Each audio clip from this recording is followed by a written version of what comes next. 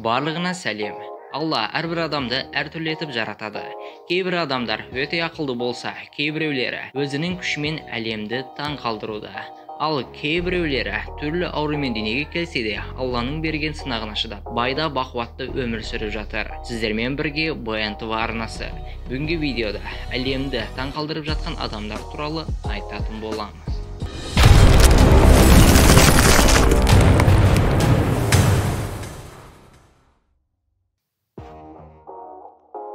Үндістандық Басори Лал атты бұл кісі әлемге атақты адамға айналды. Бұның барлығы 50 жаста бойының 74 см болғандығы үшін. Арқадан қарағанда Басори кішкентай балаға ұқсайды. Басоридің бойының өсуі 5 жасында тоқтаған және оның себебін ешкім білмейді. Көптеген туристер Басоридан сұхбат алу үшін Басори өмір сүретін ауылға келеді. Ауылдағы адамдар бұл кісіні қолдайды. Сол себепті бұл кісі көп нәрседен зардап шекпейді. Ол өзінің ағасы және жеңгесімен бірге өмір сүреді.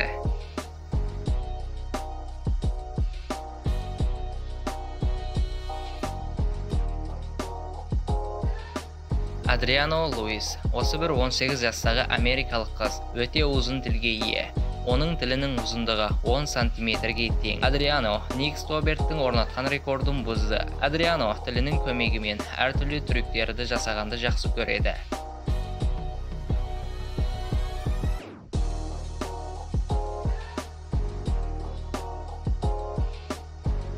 Қыздың айтуынша, оған бұндай ұзын тіл ген арқылы өткен. Адриано тез өз тілін суретке түсіреді және де ол YouTube'та өз арнасын ашқан.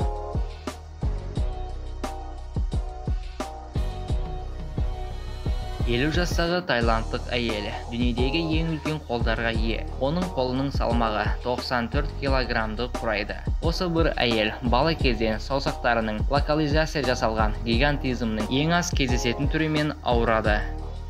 Бұл ауру себепті қолдарына май жиналып, қолдарының қатты ісуіне алып келеді.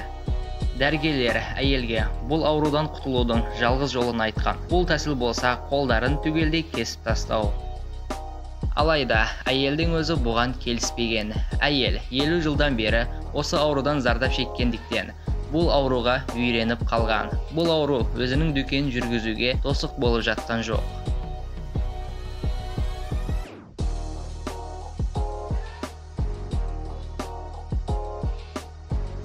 Бұл жігіттің аты Энтони. Ол өз ұзын мойнын көрсету үшін видеоға түсірген. Жігіттің айтуынша, бақытсыз жағдайдан кейін оның мойнының ұзындығы 1 метрге созылған. Жігіттің айтуынша, ол әртүрлі дәрігерлерден көмек сұраған. Алайда, олардың ешбіреуі бұл жігітке көмектесе алмаған. Достар, бұл жігіт туралы бізде анық ақпарат жоқ. Бұл видео монтаж болуы мүмкін бе? Өз пікіріңізді комментқа жазып кетіңіз.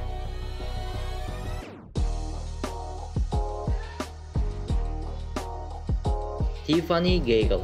Қыздың бойы 120 сантиметрді құрайды. Оның өзгеше көрінісі омыртқа ауруы себепті пайда болған. Алайда бұл ауру оның биші және модель болуына кедергі жасаған жоқ. Және де әрбір дені сау адам қызығуы мүмкін болған бай өмірге ие. Тиффани Нью-Йоркта өмір сүреді және де балаларға биден сабақ береді. Бұдан бөлек ол профессионалды биші ретінде сайыстарға қатысады.